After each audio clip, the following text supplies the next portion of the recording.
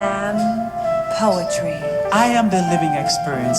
I am the lifelong proof. Color me the poetry of nothing but the truth. Color me a love child lost in the promised land. I am a poem for black hearts going to meet the man. I am not to be sold nor bought. So color me a scholar in the school of thought. For I am poetry. Color me the rose and the thorn. I am the timeless hopes of dreams, yet unborn. I am for my...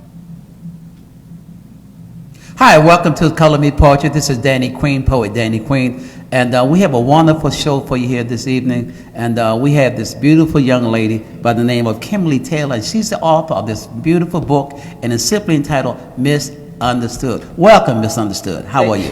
Thank you, Mr. Queen. How are you doing today, sir? I'm good, ma'am. How are you? I'm well. You know, we've known each other a long time. A long time. When you was in the process talking about this book, we'd be talking, because we work in the school system, right? We'd be talking in the office and different places in the building, and you was telling me about this book. Yeah, so I actually had the book sitting on my computer a very long time. It was a result, You told me, yeah. Yeah, it's a result of a process, and you would always say, just get it out there, just get it out there, and Yeah, I always try to encourage you. Yeah. Yeah, and the thing about writing a book, you look at all of the logistics. You look at, will you have an audience? Do you have the money? And all of that kind of Who you thing. writing for? Yeah, who you're writing for, then you wonder, will anybody even purchase it or care about it? So all of those things sort of stopped I was delayed in like a fear Now, did you for ever doing that, but it got out, it got out. Did you ever think you'd become an author? At some point, yes. You did? Yeah, at some Wow. point. At some The Lord spoke to say, "You're an author. Tell No, your story." You know what? One, I'm a talker, and I just realized that I had extra words, and nobody wanted to always, you can't talk it all out. Right. Where those You words put it come down. from? Experience, life yeah. experience, just a giftedness to want to be able to share Wow. those words. So they've always been there. Why misunderstood? Well, I misunderstood. Well, I've reached an interesting part in my life.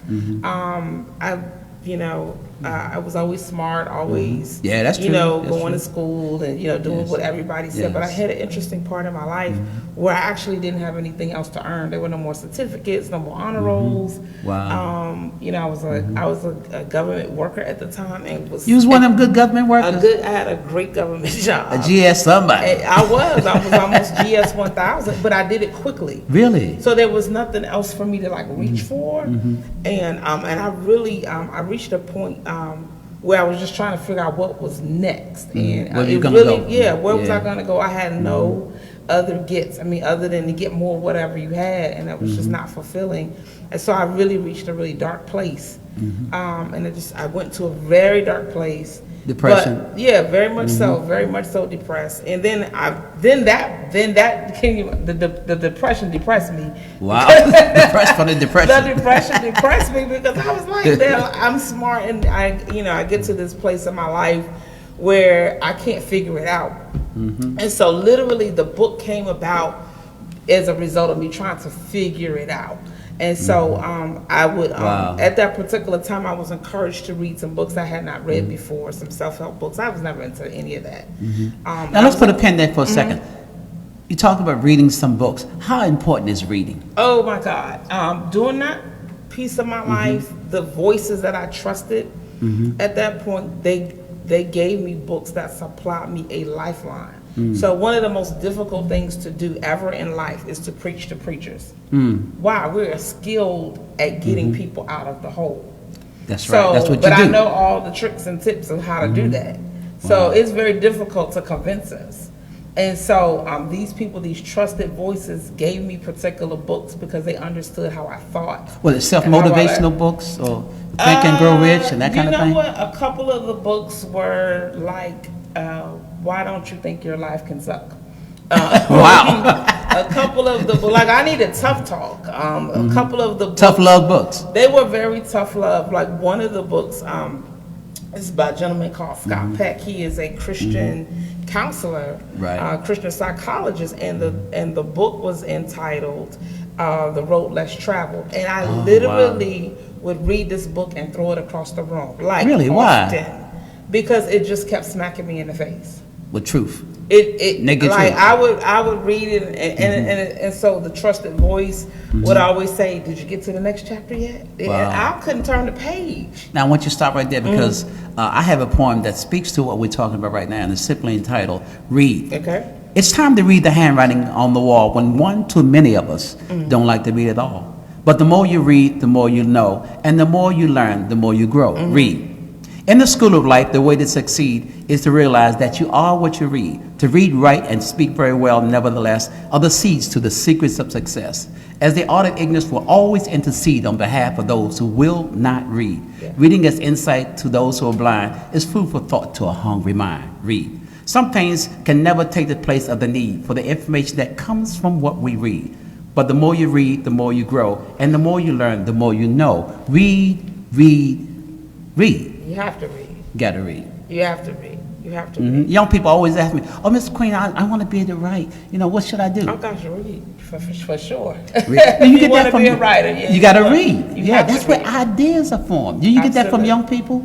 I do. And you know what? There used to be a time when you would encourage them with certain types of reading. But Yes. at this point, just because of the proliferation of information, I don't care what you read. I want you to read.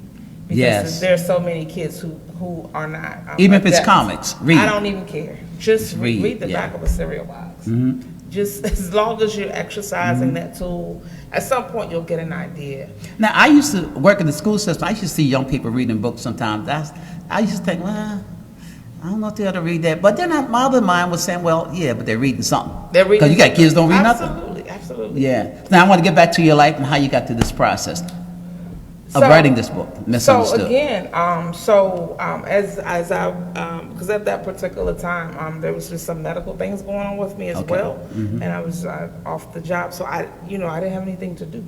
Wow. I didn't have anything to do, so I literally You were on leave for a spent- while. Yeah, I literally spent many hours in the library. I mean, in the Wow. bookstore. It's an interesting place to kind of sit. I have a couple of my I love favorite bookstores. Some I of have my a couple favorite of- places yeah. were bookstores. Bookstores and record stores. Now, Yeah. I'm dating myself now because we don't have record stores anymore. Everybody's downloading music. Right. But right. yeah, bookstores. I love Yeah, bookstores. I would sit in the bookstore for hours. I would go in. I'm not even a fan of Starbucks, and I would order, a smoothie, and then, like every 2 hours I would get something. And I would look at the titles of books. Yeah. People would talk to me because at that particular time I had to redefine my life, and so the question that haunted me, the two questions that haunted me. The first question is, "How are you doing?" I literally couldn't answer it. Wow. And the other question is, who are you? And I literally couldn't answer it because I had realized for the whole of my life, I identified it by the job I had or the people I was connected to. And at that point in my life, I didn't have that job and I wasn't connected to those people. Wow. Now, this is long before you were misunderstood. I- Before you know even what? thought about I misunderstood. probably was misunderstood at the time. But I just didn't know they had not formulated as an idea. And let me say this as we look at the book, misunderstood, MS, period. That was catchy. As a poet, that was catchy to That me was because I play on words all the time. I'm like, wow, misunderstood. Yeah, I'm single, so there's no Mrs. Okay, well, Miss Right. Yeah, or I'm not Mrs. Right. But Ms. Understood, because I had an awareness. There comes a time in your life Yes. where your identity, your personage, your personality shifts because of Right. singular events. And for me, this was my singular event, and it was a very clear line of demarcation between who I was and then who I needed to be. So very much of my life was defined by others. It was defined by my school teachers, by my parents. My Being parents, a PK. My parents are pastors, Yeah. and so a lot of things I did or didn't do, it wasn't because I wanted to do them or not do them. I did it out of respect for my parents. Wow. And I didn't want to embarrass them, so I literally did not have my own identity. Are you an only child? No, a lot of people think that I am. I am the oldest of 4. Oh, I thought I was the only child growing up. No. I had older sisters. I have 7 sisters. Oh, wow. And when you're a little kid, you try to put everything together. Yeah. and everything. So, I had this grown person telling me, do this and do that. I said, I figured out as a little kid, you start putting stuff together. I said, maybe she related to me in some kind of way. Yes, that was my older sister. No. I was the oldest, and kind of the way my parents raised us to be very, very independent. However, as the oldest, the way my parents raised us, the reason why it may seem like I'm only child was that so much responsibility was placed on me to keep them together. That's interesting because when we first met years ago, I thought you was like an only child. Yeah, so I never, even though I love my siblings, they have always been my cheerleaders, but I've had to just sort of separate out because everything I did was with understanding that I had to care for them. For them, right? Yeah, as so younger siblings. Yeah. So I had to think. My mother would call me. She's like, "That's the little mama." I mean, even today, I'm 48, and there are some issues and things that my mother can't handle with them. She'll be like, call your sister.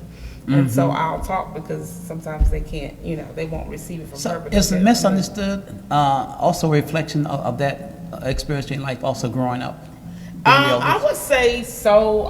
It's not very direct. Maybe if you know me personally, it's not very direct. Just undercurrent there. Yeah, it's definitely an undercurrent, but it really is more or less me deciding that I would have a different experience. Wow. It's me deciding, and so it was me also deciding, and I still have that. I have to make that decision every day. Am I going to do this because I'm doing it out of loyalty or expediency, or am I going to do this because I need to have my own personal, authentic experience? When did misunderstood come to you?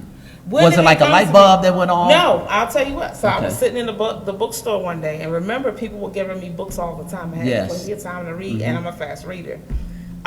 So what happened is I had reached a problem, right? And I literally went up to the bookstore and I did like this, and I was looking at titles, and I didn't see what I needed to read, and I would get angry. And I would write something. You wanted something that reflected where you were at the time. Yeah, nothing did. Yeah, nothing did. It was close, but so it you decided. You decided, I'll write. It wasn't a decision. I was told to journal, and so I would be angry, and I would have an experience, or I would have a feeling. I would write this thing down. I'd be like, "See, that should be in a book," and it never dawned on me that's what I was doing. But I would write this thing because I needed to write that page. I needed to see that information. How important was your journaling in this process? It was life-giving. Wow. It was life-giving because when you, and I'm not ashamed of that. It was life, everlasting life. It was because I needed to. One of the things that I learned is that if people don't tell you what you need to hear, you need to hear it. And so I would write down what I need to hear. Oh wow. That's the process. That was the process. Yeah. And so because I was trying to retrain my brain and my mind from where I was at the time. And so I would write it down. So sometimes we have to do self-talk. Yeah, absolutely. How important is that? I mean, I ain't saying, because when you say self-talk, some people think, well, he crazy. No. You have to program yourself for success. You do. And not only just for success, but very much going through this process was an evolution. Going through this process was like being reborn. Oh wow! Going through this process was like that's interesting for PK. Like growing up, but you experiencing it and having a particular memory to it. It's not easy. You have to decide. Like I had to decide not to be comfortable. You don't do that when you were working where I worked and made what I made. You don't reconform. You don't say. And it's stressful too, though, isn't it? It's very stressful because everybody thinks you're nuts. Wow. Everybody thinks you're nuts. So with misunderstood, we don't want to get the whole book away, but if you had to sum it up in the thumbnail sketch, what would you say? The book is part journal, it's a small part of the biography, but I always call it the conversation. So it was the conversation to change myself. And so we have to have it's a critical conversation to change yourself, and that conversation doesn't happen all at once. It happens over time. That brings me to something I like to say poetically, and that simply is you are what you think. To rise and shine and find the missing link, you must be mindful of the thoughts you think. If you think your sense of self is dull and numb, just remember, whatever you think you become. Absolutely. When you are at one with the all-knowing mind, you can turn failure into success every time. Listen to the inner voice, figure out and just be still. Inspire yourself, and you can do what you will. But take the heed to the seed that you cultivate, for what you think and feel you create. To know the life force within divine, the kingdom of heaven is in the garden of the mind. Absolutely. For if food for thought is but food for the soul, the infinite spirit of wisdom will always make you whole. For to rise and shine and find the missing link, you must be mindful of the thoughts you think. Absolutely. Is that where you were? That's where I was. Wow. Yeah. And it was just an interesting process. You had good days, bad days, all the days. But I can say standing here, sitting here right at this moment, all of it was worth it. It didn't feel like it. God knows. So once you started writing the book, how does the writing process work for you? Again, it was just, I didn't know I was writing it. You wasn't conscious of it? No, I was not conscious. I mean, did you get up in the morning and write for 3 hours? No. Or you just did it piecemeal? No, a little bit at a time? definitely experience by experience. Oh, okay. So I needed to read what I wrote. And what I did was, because again, I had oodles of time. And you're reading also? They were handwritten at first. And I was reading also. They were handwritten at first. And I would put them in a special section in my house. Then after a certain while, if I write too long. Back up for a second. You put what in the section of the house? It was just written out. It was just, Well, you had it like little scripts of paper? Yeah, little scripts Oh, of wow. paper. It's funny how writers do that. Because I've done that for years. You know, working in the system. I'd be working and stuff would come to me.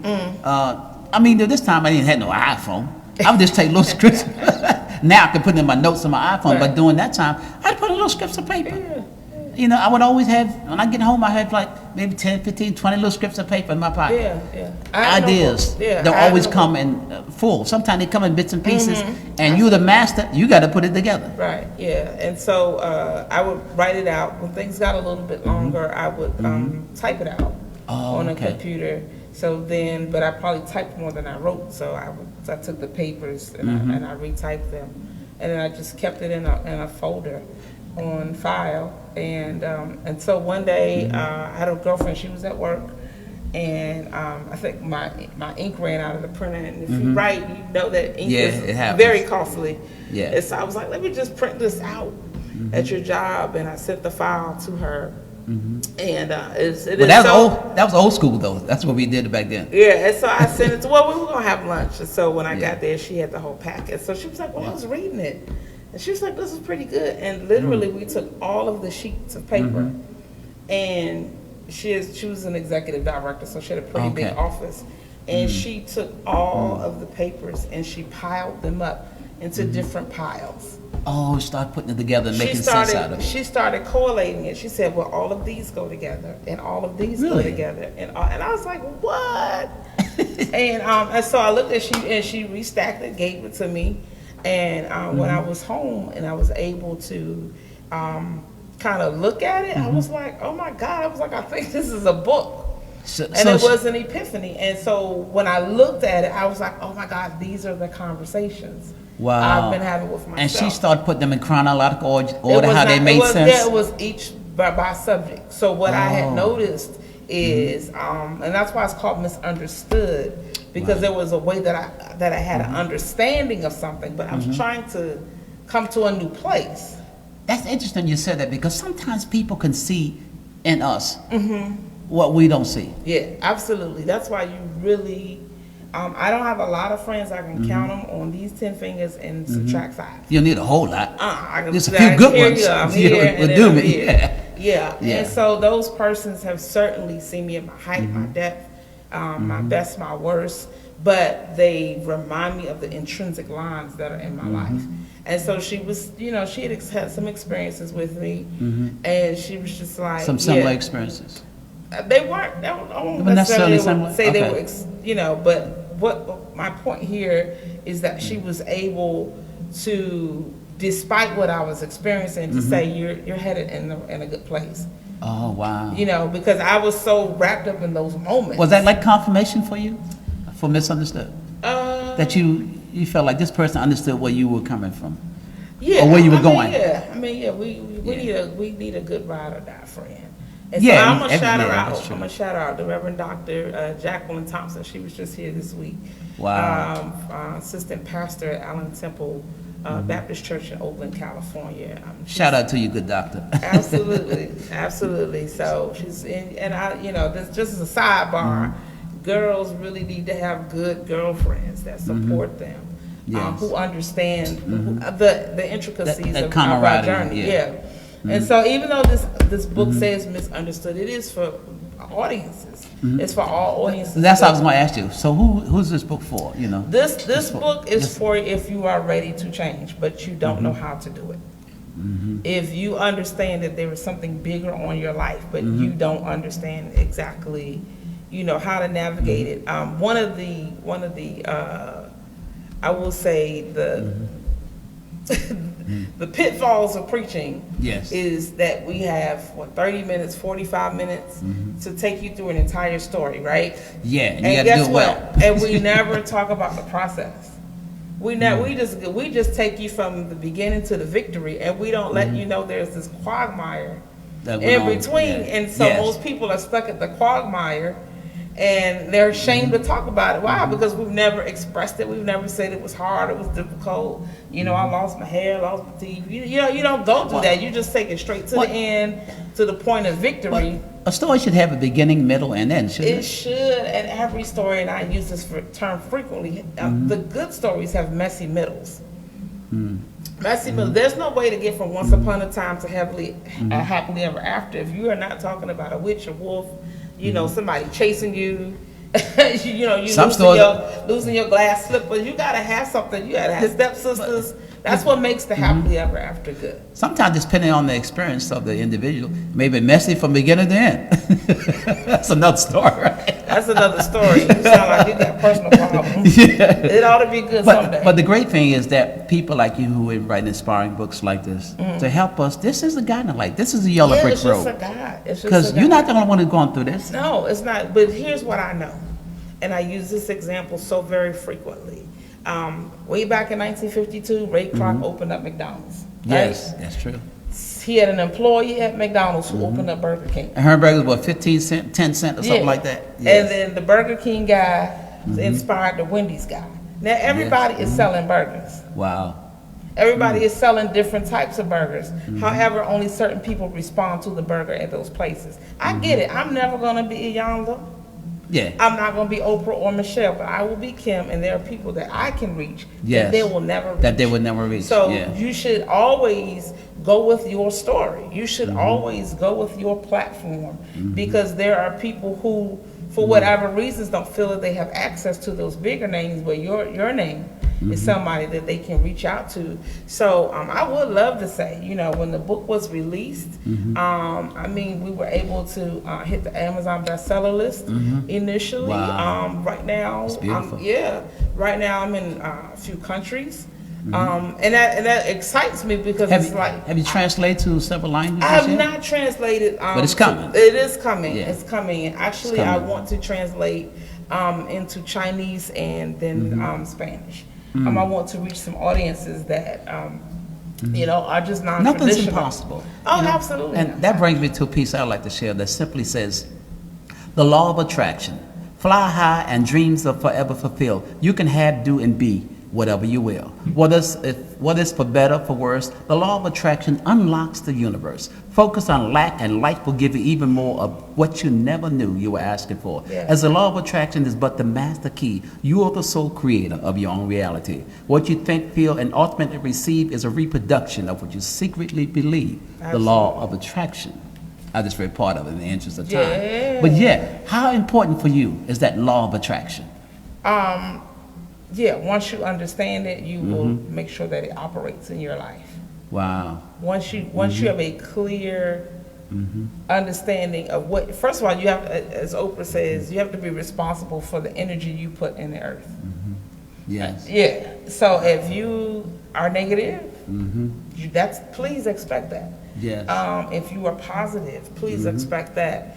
If you are questioning, wavering, doubtful, then please expect that. It's not a secret. It's not a secret. And so you have to really get to the place where you learn to control your thoughts. Yes, you control your thoughts. Control your thoughts, control your words, control, and not so much that you are rigid, but so that you can maximize your time and maximize your energy.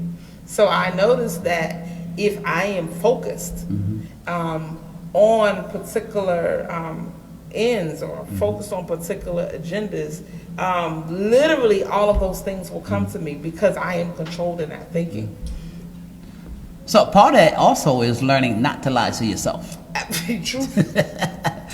So I got this poem I like to share, and it's simply entitled "Stop Lying." Because sometimes we lie to ourselves. Yes, you do. And we know it. Stop lying. If you tell one lie, you got to tell two. Then before you know it, lying is second nature to you. What is for when there's no foundation of truth on which to stand, living a lovable lie is like walking on quicksand. And there ain't no way naked truth can ever fly on the wings of a well-dressed lie. A lie told on truth is not something you can defend, because truth crushed the earth will always come up again. Stop lying. Stop lying. Stop lying. That's right. We're just about out of time, but where can people purchase Misunderstood? Right, so here is the book, guys. Here's the color. I purposely made sure that I had a wonderful woman of African descent on this book. But our experiences are translatable. Yeah. You can find my book on Amazon.com, BarnesandNoble.com, and those are the major digital outlets. But if you just Google it and you don't want to go through the big buyers, you can find it on all digital platforms. But Amazon is the easiest.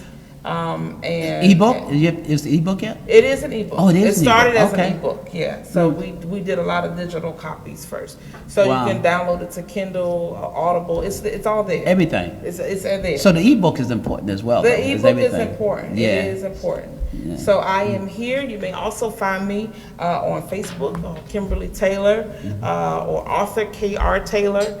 On Facebook, as well as Instagram, Author K.R. Taylor. So I am there. It's just me. I'm a one-stop shop. So Hey, that's how it starts. I'm a one-stop shop, and so we do this from outside of the book. We have launched a conference. Oh, really? Yeah, called Reset Conference, that is held annually every June, the fourth weekend in June of every year. So we're in our third year of doing wow, that. that's Next beautiful. year will be our fourth year. I know, I can't believe it. And so it has grown every year. And so it is about changing the conversation with yourself. You can do whatever it is that you want to do. Yeah. And You are this what you life. think. Yeah, absolutely. And it is about ultimately achieving, to get an understanding to achieve your own happiness. Well, my sister, we go way back, and Yes, it's sir. certainly been an honor and a pleasure to have you here. Absolutely. We will have you back. We know you're going to do well. In fact, we know you're going to do millions, because there's Thank millions you of for people listening supporting. who will support you. And no longer will you be misunderstood. No. For those who are interested, and I hope you are, my latest CD, I don't sing, but I did write and produce it. The artist is Von Paris, and it's simply entitled Up Close and Personal. And that's what we've been talking today, with Absolutely. Misunderstood, Up Close and Personal. I thank you for coming, sister. We're just about out of time. I'm Danny Queen, poet Danny Queen. This is Color Me Poetry. And until next time, do me a favor, color me poetry. Peace. Thanks for the Thank opportunity. you for coming, sister. Yeah. Yeah. I'm Thanks glad for I had the the opportunity to do opportunity. this. I wish I could have did it back in the lifelong 90s. truth. Color me the But you've been a poetry kid. of nothing You've but been a kid in the 90s. Color me a love child lost in the promised land. I am a poem Even for when black kids, you hearts. tell them, I'm Go. still at you.